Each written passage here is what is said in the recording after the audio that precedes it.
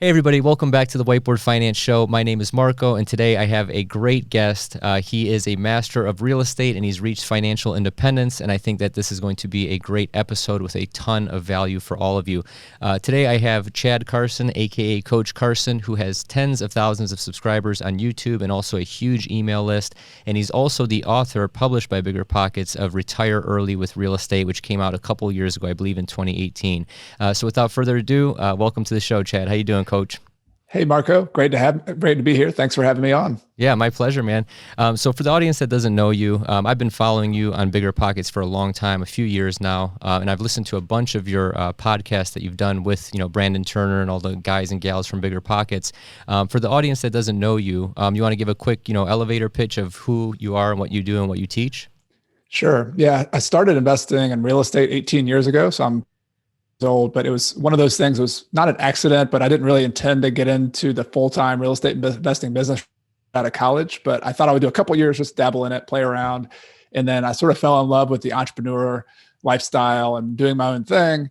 And so kind of a condensed version of that story is that for the last 18 years, I started off flipping houses. I have a business partner. We made a living flipping houses, basically finding good deals and doing all that kind of pre-Great Recession time. And then we hit the Great Recession, had to pivot and change how we did things, which accelerated the buy and hold business for us. And so we got more into the buy and hold rental business. And that's to this day, that's mainly what we do. And so financial independence for us was building a portfolio of rental properties that produce a certain amount of cash flow. And so that's currently what we have. I'm in Clemson, South Carolina.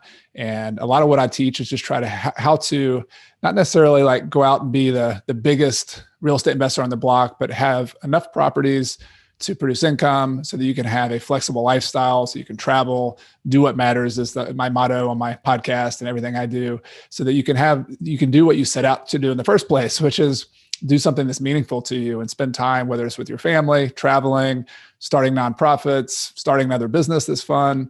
There's all sorts of things out there, but it's kind of putting the order of operations in place. Absolutely. I love it. So how did you feel making that transition due to the great financial crisis from flipping houses to buy and hold? Because I know those are two almost like diametrically opposed things. One is kind of in for the capital gains, the other one's in for the passive income. Can you explain that a little bit?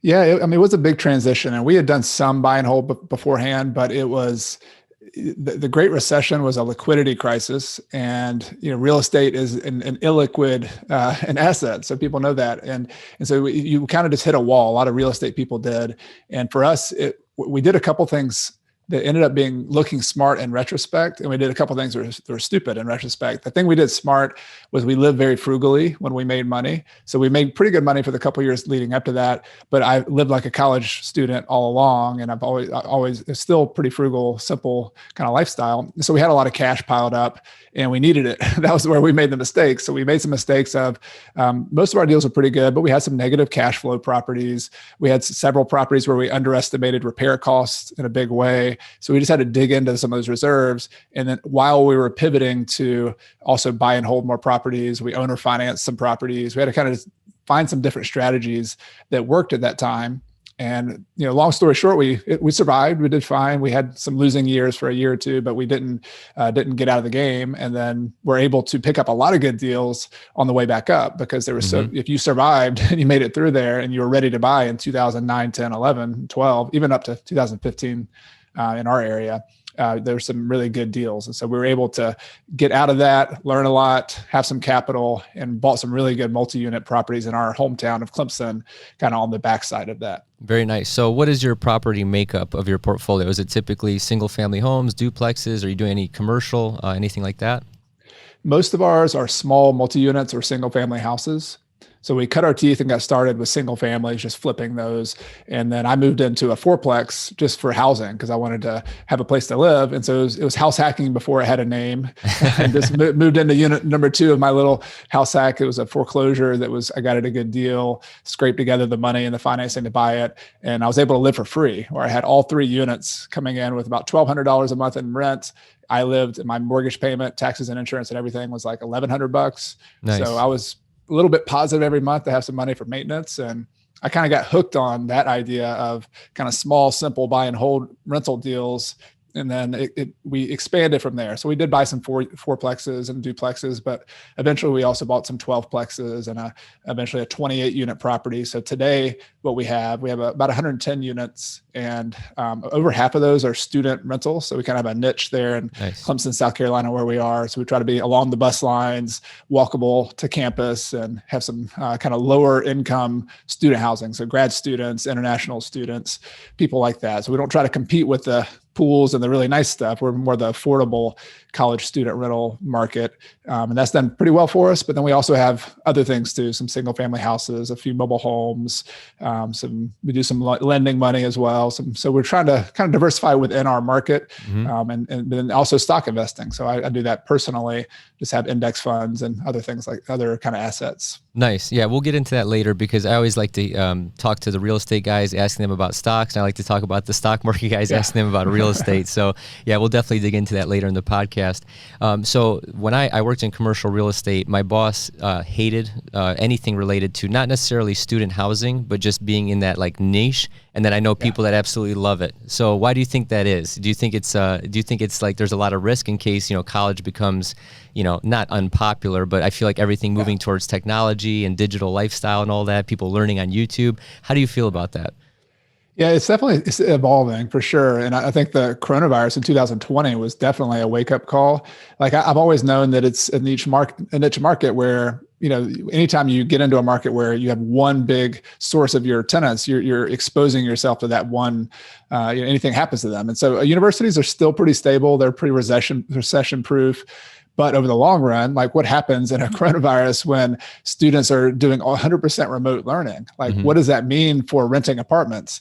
And back in March of 2020, my business partner and I were basically preparing to have to float all of everything, not have any rent for the next 12 months. Like, all right, this is going to be ugly. Yeah. Because I just had never seen anything like it. The fast forwarding to that story, it ends up a lot of people came back to college anyway, at least this year, and they just wanted to get out of their house. Their parents had enough capital to do it. So it has worked out. We didn't have the disaster that we thought we would, but it definitely shows that you want to be careful in any kind of market you get into. But I think long run, colleges are going to change. The affordability of it it's accelerating way faster than inflation. And there's just that question of value versus what I'm paying for it, that you can't accelerate forever. And so I think there's going to be a fallout probably, and I don't know when that's going to be, but I feel pretty comfortable with larger universities, especially in the South where a lot of people are going. There's a huge excess and demand for the slots that they open up to enroll people. And it's still relatively affordable compared to a lot of the smaller private schools. And so I think there's going to be kind of an order of, which ones get hurt the worst, and probably a winner take all kind of thing, where some of the big, large universities with sports teams and big research budgets who are working closely with industry, I don't think those are going anywhere. I think there's a place in society for the network effect and all these but I think the universities themselves, I think it's good that they're going to have to evolve and they're going to have to rethink themselves a little bit. And we, as an investor in those communities, we got to think about that too. Like which ones are going to be the winners and which ones aren't. Yeah, I love that answer. I think you touched on a lot of stuff there, and there's a lot to unpack there, but I definitely agree with the ROI of higher education. Is the return on investment still there? Because, I look at my parents came to this country in like the 70s, and I think one semester of college was like, 4 figures, like $1,000 or something like that. Right. Now it's like, crazy. You're looking at least, 8 to 10,000 per semester for a D1 school. But yeah, I think that insight is very good. I think we're good for at least a couple generations. So I think you guys are good. Maybe when your kids, if they want to inherit the business, maybe they'll be the ones that have to become a little bit more strategic. So the demographic of this podcast is typically people that are from like 20 to maybe like mid to late 40s. So it's kind of all over the place, which I actually like. So it's good to get your perspective because I know that you're a husband and a father. How do you feel about, or what would be your advice to someone wanting to get into your position now that you're financially independent through real estate? What would you do if you can go back, 10, 15 years? I'm just a keep it simple guy. So I really like real estate has been a lot of benefits and challenges, right? But one of the benefits is that it's something that we all sort of intuitively understand. Like if you've lived in an apartment, if you've lived in a house, you understand why people choose certain streets, certain neighborhoods, certain house layouts. Like it's not like trying to understand Amazon business model or trying to understand a biotech company. Like I have no clue. Like you got to be a super big expert to understand that. Real estate is pretty intuitive. Like you live in a nice neighborhood, close to schools. It's got to be it has an emotional appeal to it. And so I like that about that. Actually, I think sometimes that could be seen as a negative, but I like that because as a new investor, if I had to give some advice, I would do kind of what I've done. Like if you can turn your residence in your 20s or 30s into a hybrid investment, either through like a house hack, living in a duplex, or try to buy a house that has a rentable basement that you could do like an Airbnb in the basement or a garage apartment. Like that is such a low risk investment where you can learn the business. You can get financing that's really attractive because it's an owner occupant financing. And then after you move out, you could keep the property if you want to as a rental property. So, if your lifestyle changes 5 years from now, you don't want to live next to your rental property, you can keep that. And so it's a really easy transition doing like those, either a house hack or maybe just buying a house that eventually could be a rental property or flipping that property. It's such an easy entry into the business. And if you like it, then you can start doing more of it. You can buy a couple more rentals and build a little portfolio based on what you've learned from that one. And if you don't like it, it's not that big a deal. You've saved some money for a few years and you can move on. Yeah, you can always sell it, right?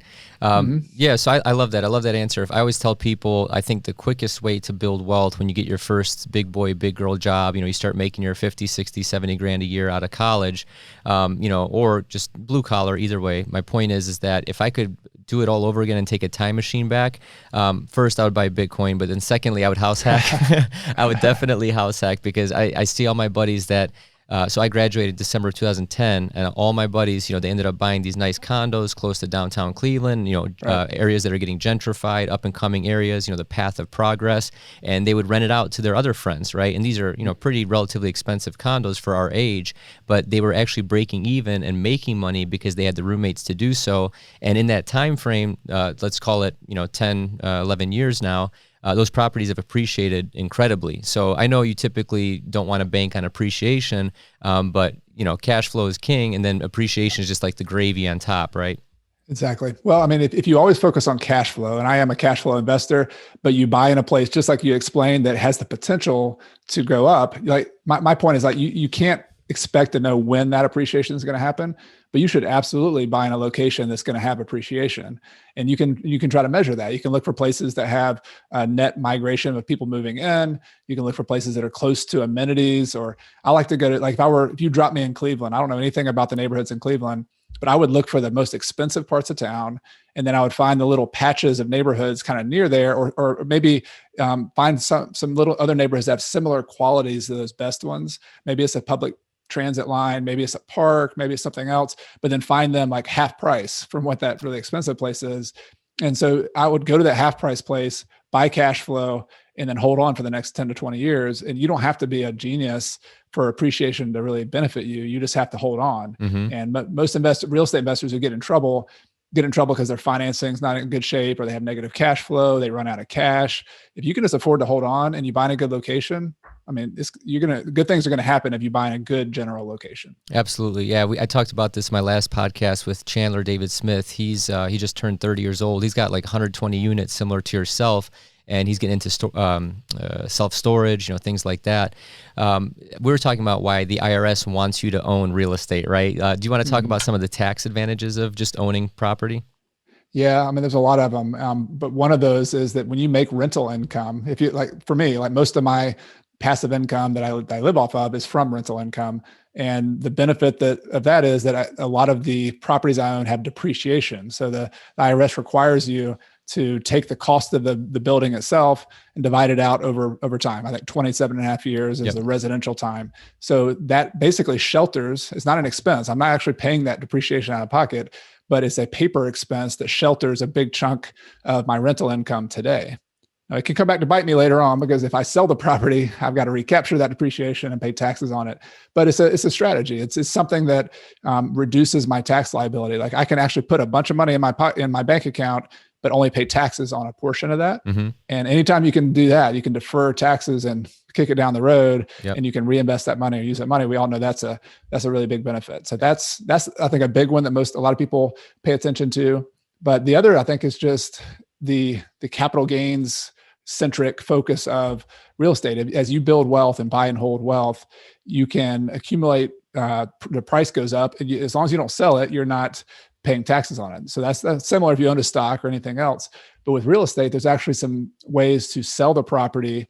And as long as you trade into another property, like you buy a replacement property within a certain period of time, there's part of the tax code called 1031, buddy. 1031. Yeah, 1031. I love it. 1031, where you can actually buy another property using your entire basis in your original property and not pay any tax on it. Yeah. And so that's pretty incredible. Yeah. I worked in commercial real estate. I ended up doing a deal. So I worked for a boutique developer. We owned a really nice office building on one of like the nicest streets on the east side of Cleveland. And basically we made, definitely like a 7-figure profit. So we did basically fix and flip, but instead of single family homes, we'd find nice little coupon clipper office buildings, and we'd remarket it, renovate it, get the rents up, which would increase the NOI. And then we'd sell those for like, nice profit at the cap rate, at least for our market. And I remember these California buyers, they ended up buying this thing for like, I don't know, it was like $4 or $5 million. My boss made a bunch of money on it. And all they do is 1031, and they just defer till they die, and then they can give it to their kids at a different, at the same basis. Stepped up basis. Exactly, exactly. So how are you underwriting your deals now that we're talking about analytics a little bit? Are you super conservative? Are you kind of gung ho? Like, what are your down payments? Like who you're working with, that kind of a thing. Yeah, it's evolved over time, but I've been when I buy the properties, we've often used private financing or seller financing. The reason I'll go back to the very beginning of my career, the reason I've done that and not used as much institutional money was because I didn't have a job when I first started. It was just me and a business partner, and I was living in spare bedrooms of friends' houses. And so for me to go walk into a commercial bank and say, "Hey, I would like to borrow $500,000 to go flip some houses," they would just look at me and say, "Yeah, okay, like you got nothing, man. Sure. We're not going to loan you any money." I mean, I could get a little bit. I could get a few loans, and over time, we've built credit, and we could get loans. But we kind of flexed our muscles and learned how to put deals together creatively using the capital that's available. Mm-hmm. But that always required me to underwrite the deal really carefully. Like I would look at every deal and say, and the way to simplify it, I would look at every deal as like part of it's cash flow, part of it's the growth potential of this property. Like those are my two main ways I'm going to make money on the deal. Cash flow is my priority because that's the money. That money's more consistent. It's more real. And so I would look at that and say, all right, this deal is going to produce about an 8% cash yield. And so I've got that 8%. I could afford to borrow money at 6% from my private lender and then still have a 2% spread for myself. And then I would keep all the upside for myself. Of course. And so that's sort of, I would just kind of simplify the deal like that. There are other deals that only produced a 5% cash yield, but they had a huge upside because we were buying it for $100,000 and it was worth $200,000. So, I mean, there's some variability there, but the way I always looked at it was somebody's got to put up the capital, somebody's got to bring the deal. And I started building a relationship who had either like a self-directed IRA or they just had some capital on the sidelines and they were making 1% in a CD, and they like to get in a kind of an annuity type payment of 6% over time. And so we started building relationships and just doing deals over and over again with a very small group of people. And that's how we've funded most of our deals to this day. We have one commercial bank loan and we've paid off a lot of our debt as well. But the debts we do have are to people we know who you can sit down and talk to. And I feel much more comfortable about that. Like I'm not like saying I'll never get bank loans, but a lot of the real estate investors that I've seen go out of business in the commercial world, especially is because they had these big, huge commercial loans. They have, piece of paperwork this thick that they paid their attorneys to draw up. And do you really think that big, thick mortgage package is going to benefit the bank, or is it going to benefit you as a borrower? They basically have anytime they need to draw that loan down or call their loan due, there's always some kind of gotcha. And that's how people like Dave Ramsey and other kind of big celebrities who you've heard go out of business in real estate, they did because they had commercial loans that got called due when he had a down market. And so we just try to avoid that. Even if we had to pay a little higher interest, we try to avoid that risk of the financing blowing up in your face. Yeah, I think that private equity and the self-directed IRAs and the self-directed products or vehicles, I think that's really a good way to go. And it's really popular for real estate investors. We divested when I worked in basically our whole portfolio, not whole, It was about 750,000 square feet. Most of it was office with a little bit of mixed use, a little bit of industrial properties as well. But I'd say 80% of the portfolio was office. They ended up selling everything, and we went into senior living. And instead of going the traditional route, we were actually raising a fund, raising money from private investors, just as you mentioned. So what are some benefits? What are some disadvantages to doing that? I know sometimes you can get the wrong kind of partner where they're calling you every, 3 times a month, like, where's my money? How's the property doing? Sometimes they can be overbearing. But what are some benefits and disadvantages to going with private parties instead of a bank? Yeah, I think the benefit is a partnership mentality. Like even if you have a debt relationship with this person which is typically what we did. We didn't raise any funds. I know if we would have gotten bigger, I think that would have been a good route to go as well. But we would just basically have one property. They'd loan us the money, and we'd pay them interest on it. And so the simplicity of that was really nice, both for both parties. They had security, like they had a $200,000 property that we owed $150,000 or $125,000 on. So I always told them, like, if I get run over by a bus, like, I hope you come to my funeral, hope you shed a tear or two, but I hope when you leave the funeral, you're like, all right, Chad set me up pretty well. I'm going to take this property back and I'm going to be okay. And so I always wanted them to have if Chad got run over by a truck, mentality, like, all right, I'm good. So it was good for them because it was simple and it was safe. It was good for me because I had a relationship where I could do repeat business with them. And then also going back to that risk factor, I think we have to listen to Warren Buffett, who says, rule number 1, never lose money. And to me, the cycles of real estate and the cycles of the economy are where you can really get caught. And so I always like the idea that, hey, in 2008 and 9, dicey, that I could sit across the table from one of my investors and just talk about it and say, here's what's going on. We've had some vacancy, we're having this happening. And in a worst case scenario, I felt pretty comfortable that small group of people, we could kind of circle the wagons. If we had to restructure some things, they weren't trying to like throw me out the door and just take all their money back like a lot of banks were. They wanted to have their money safe. They wanted to know it was good. So that kind of safety net was really important to us. And I think it's helped us have some longevity. That's the benefit. The negative can be that, if it's a person, so it takes more time. It takes more effort. You can't overnight snap your fingers and have a relationship with somebody who will loan you $500,000 or $200,000. It takes some trust building. And so, but if you can get over that initial hurdle, once you get 1 or 2 people who really trust you, they start talking to their friends, at golf or something. They're like, what do you do with your money? You loan it to some guy named Chad at 6%. Like, can I get some of that? Like, then they'll start telling their friends about it. And if you do that for a few years, you'll have more than you could ever need to do deals. Absolutely. Yeah. That's that typical, word of mouth, especially if you're a trustworthy person, you deliver, mostly on what you promise. I think that's the best way to do business. That's kind of how I've structured my YouTube channel. I kind of just give, and then you get return, over time. It's kind of like that go-giver mentality, if you will. Absolutely. I love it. The whiteboard is awesome too. Yeah. Thank you. You got the drawing, and that was the first thing I noticed about it. I was like, cause I like to draw on the little whiteboard. Yeah. You do great on that. Yeah. Yeah. I was like, this guy's got it going on. He simplifies it. He breaks it down like a football coach or something. Yes. So I always appreciate that. Thank you, man. Let's talk a little bit about, this is off topic, but I noticed the Clemson football helmet behind you. I saw on Instagram when you were much younger. I mean, you look the same, to be honest, man. You didn't age. You aged like a fine wine, to be honest. So did you play for Clemson? I saw you in the jersey.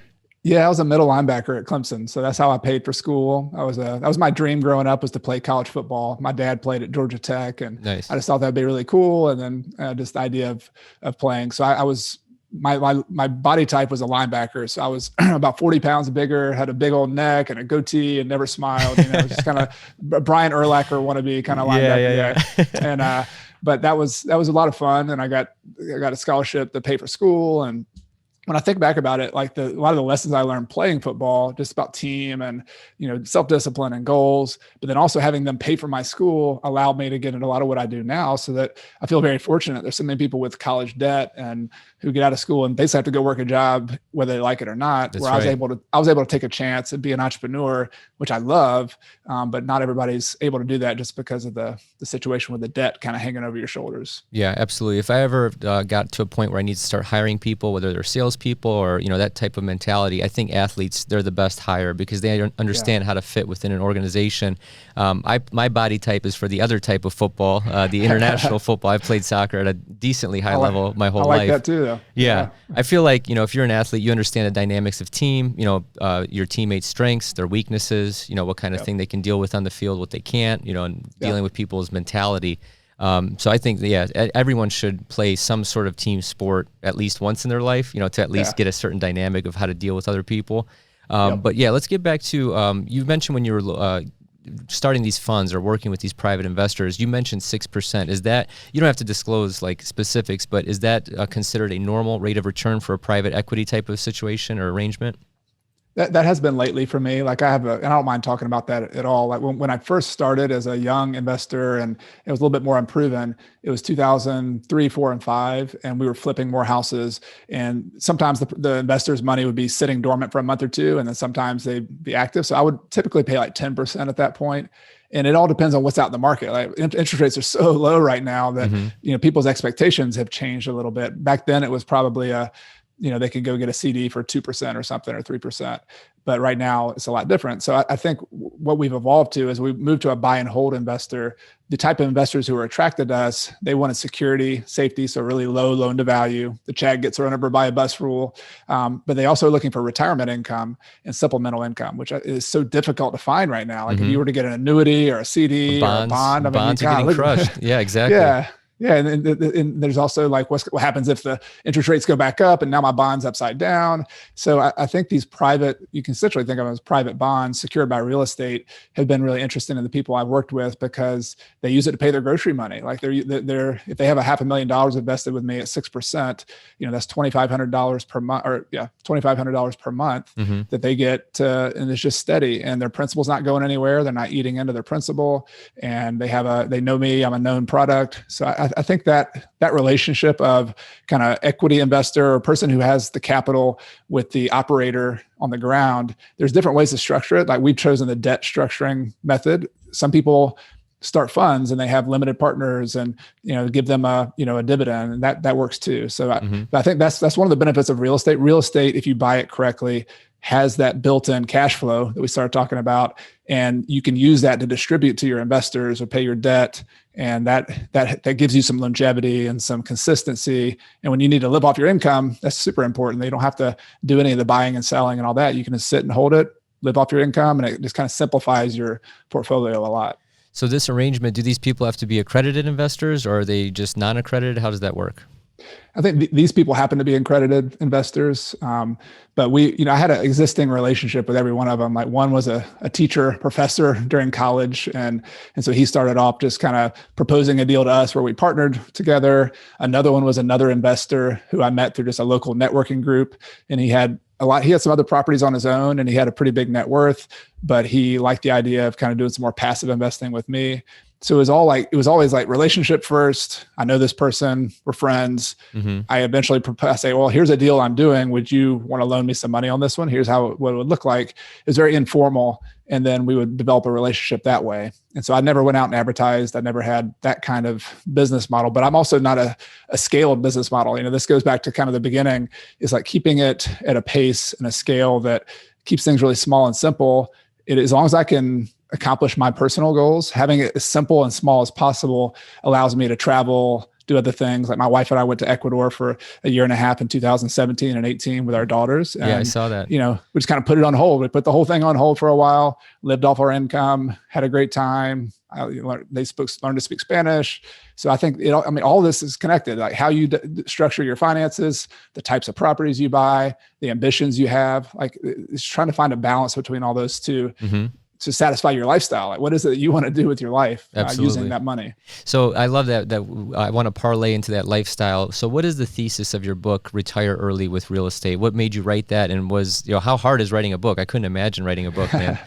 Yeah, it was a very painstaking kind of process, but in the end it was fun. I'm really satisfied with the end result. And my thesis was that I think there's in every business, but also in the real estate investing space on bigger pockets, you have different camps. You have the people who want to get 1,000 units or 10,000 units and scale and use as much leverage as possible. And like, there's some advantages to that, and that's cool. Like, I'm not saying anything's wrong with that, but I was more in the kind of one foot in the real estate space, one foot in like the financial independence, Mr. Money Mustache, fire, so I really, it was about like, what are you going to do with your life? What matters to you? And then reverse engineering your finances to help you do that. And so the book was about that. It was starting with that premise of money's important. It's not the most important thing, but it's really an awesome tool. So here's how you could develop a lifestyle where you could enjoy life now, enjoy the process, and also maybe retire a lot earlier than everybody else says you have to do. And retire in quotation marks, because retire is sort of a loaded word. Mm-hmm. Most people I know who've retired in their 30s or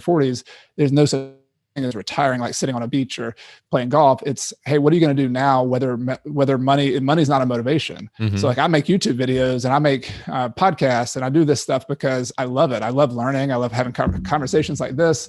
And it just challenges me and it's fun. And I also have a nonprofit that I started in my hometown. And I'm a parent and I spend time doing that. Like those things, I made a choice, not because of money, but because that's what I want to do with my life.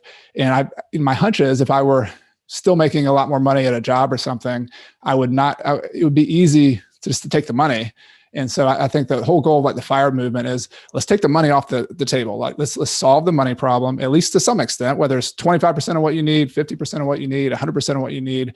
As soon as you kind of get that taken care of, then it's almost like you're growing up again. You're like, what do you want to be when you grow up? Like it's 100% possible, whatever you want to do. And there's no wrong or right answer. Like it's up to you.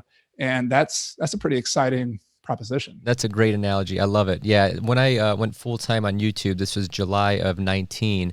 I worked at Marcus and Millichap, worked at KeyBank, worked at all these, real commercial real estate. And these were all like, typical, like not grueling finance jobs. I wasn't necessarily on Wall Street working, 100 hours a week, but, a couple of these jobs, you have late nights and it's kind of like, is it worth it kind of a thing? So when I decided to go full time, I think this piggybacks kind of to your point of like not having debt or just being financially free.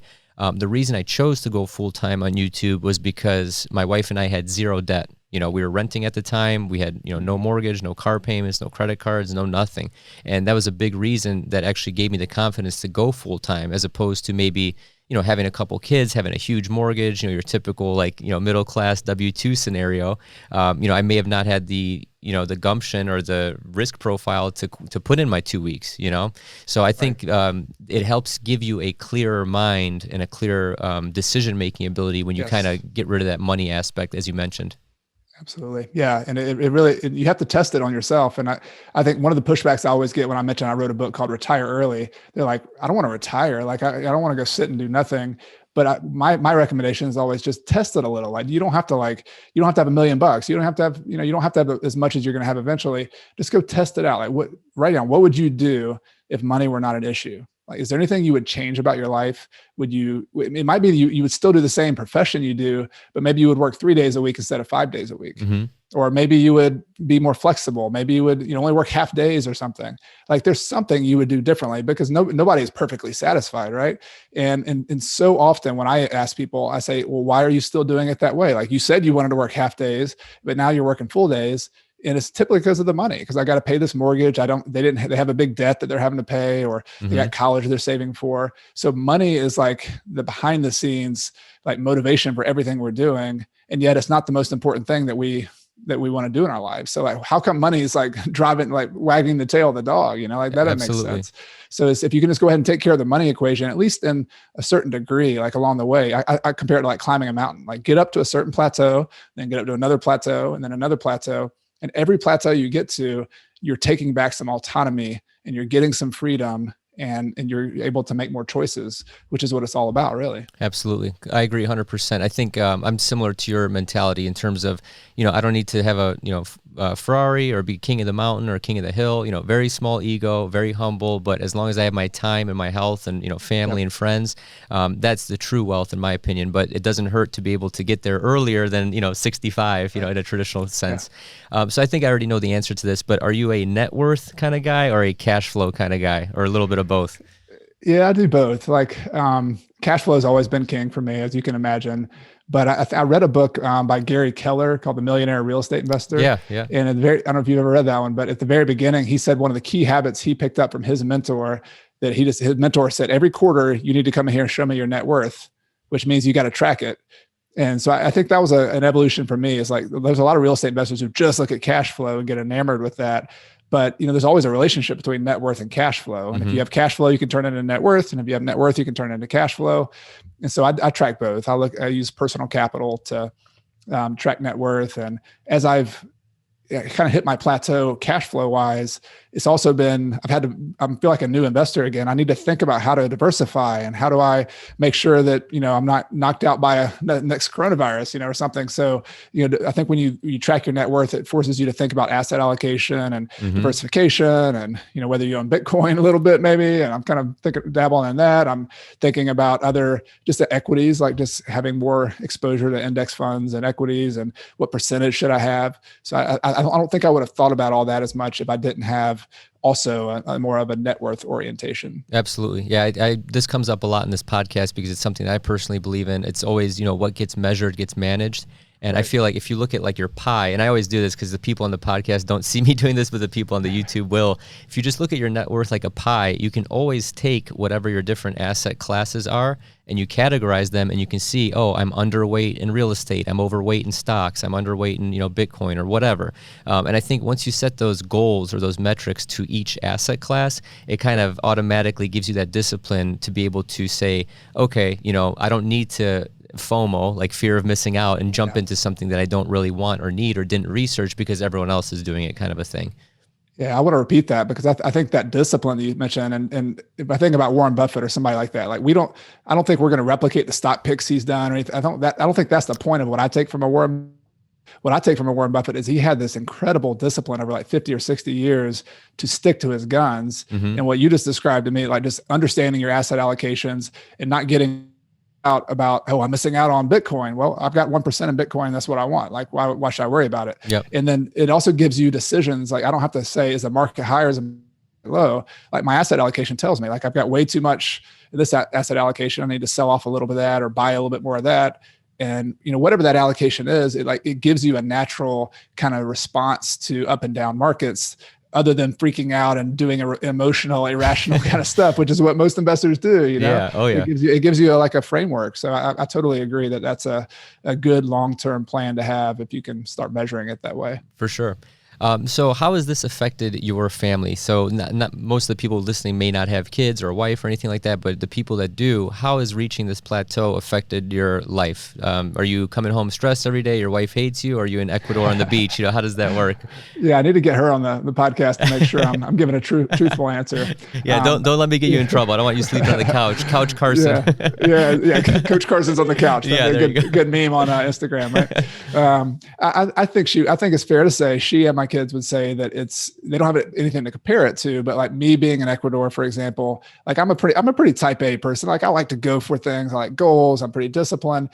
For me, like Latin America in particular has a real draw to me because living there and being taught by people there to like slow down a little bit. Like there's just a culture of family and there's a culture of taking a siesta every once in a while. And they're hardworking people too. But I feel like there's a balance there that I'm sure other parts of the world have some of that as well. But for me, it's been kind of learning from Latin America and Spain as well, just to balance your life and to slow things down a little bit. Like it doesn't always have to be so fast and such a breakneck pace.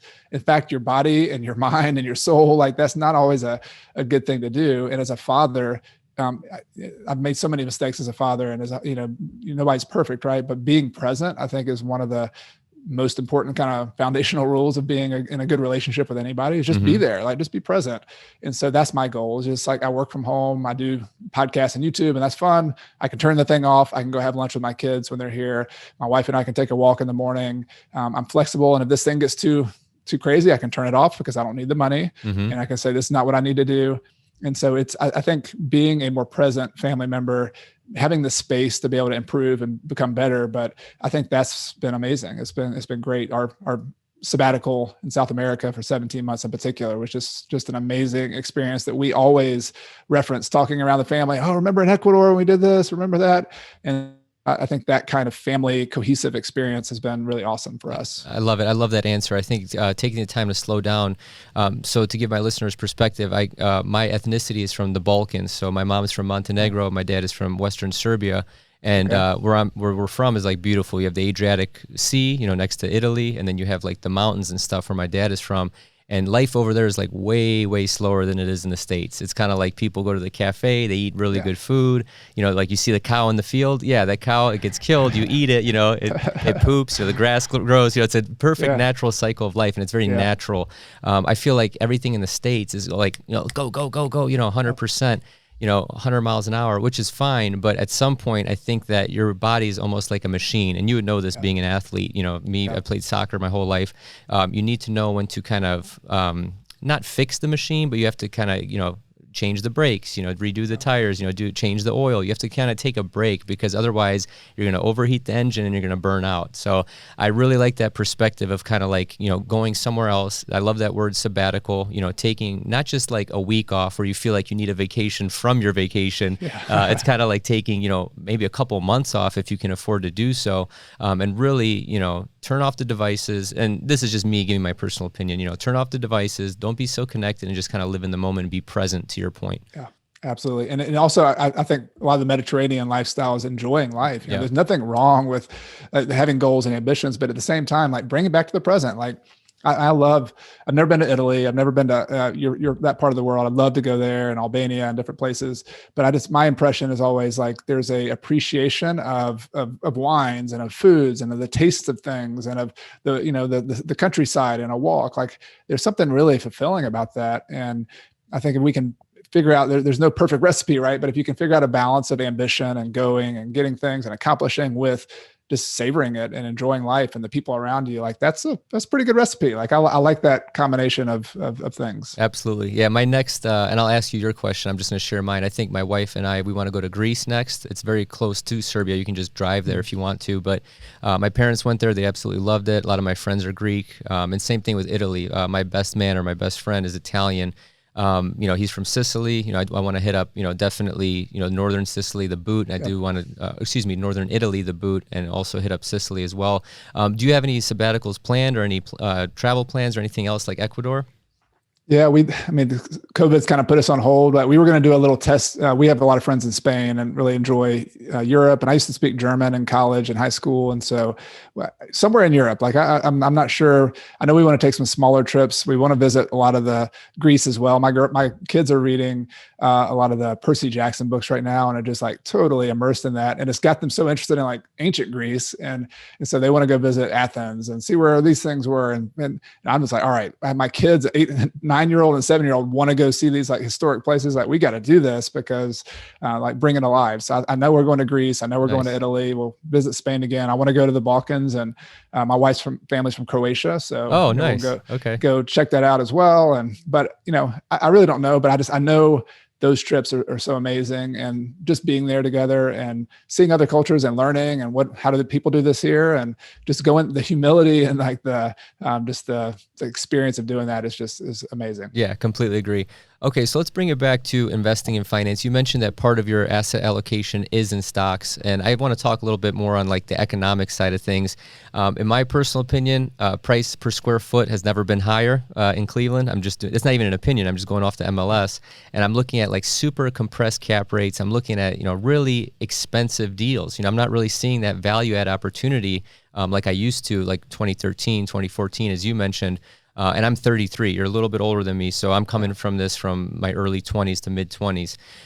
There's a lot of opportunity after 2008. A lot of value add plays, a lot of appreciation plays, a lot of cash flow plays. I'm not really seeing that right now. It changed my mind. Yeah, I think more what I'm seeing, and every market's a little different.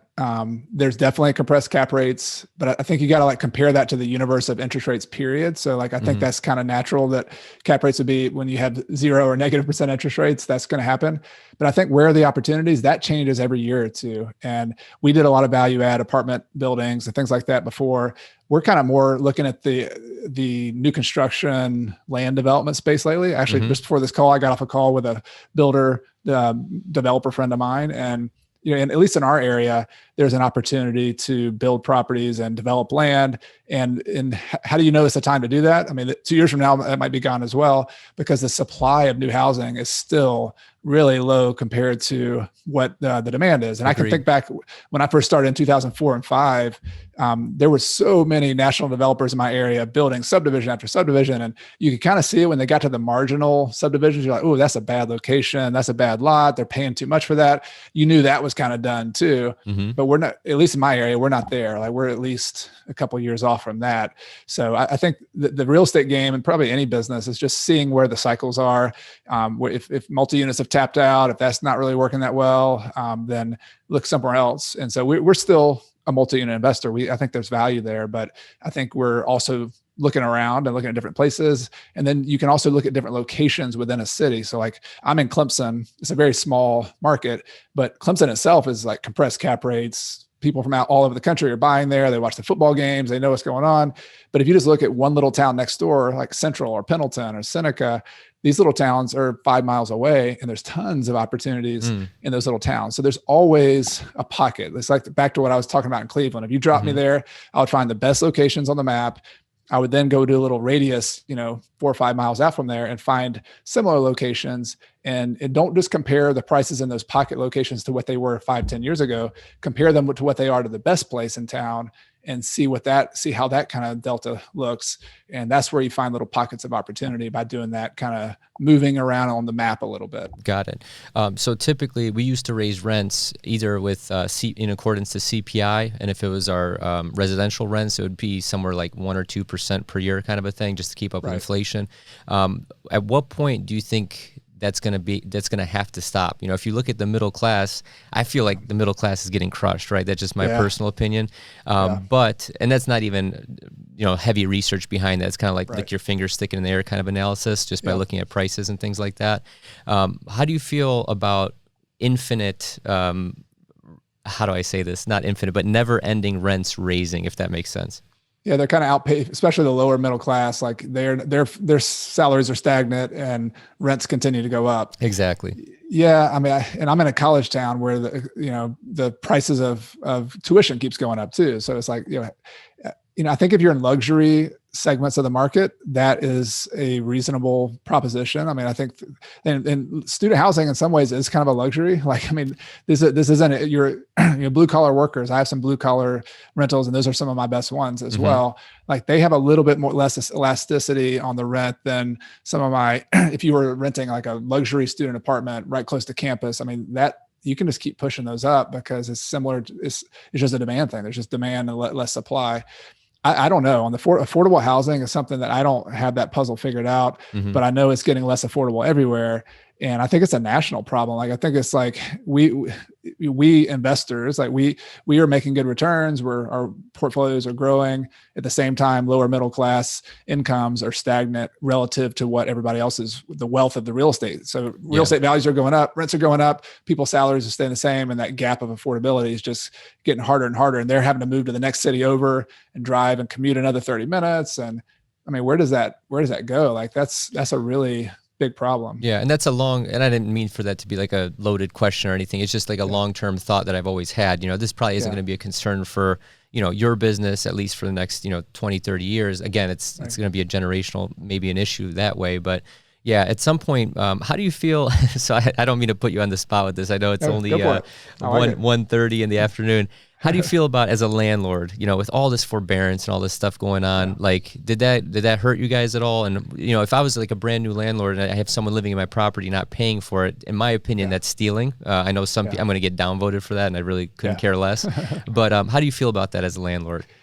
Yeah, I think this is one of those things that the news headlines are a lot different than the reality on the ground. Like, I'm still trying to figure this out. Like, I saw a Wall Street Journal headline back in like April where it said like 50% of students or 50% of tenants aren't paying right now, or 70. It was like some enormous number. Yeah, crazy. And I was like, wait a minute, let me go look at my and like I went on my portfolio and it was like 1% or 2%.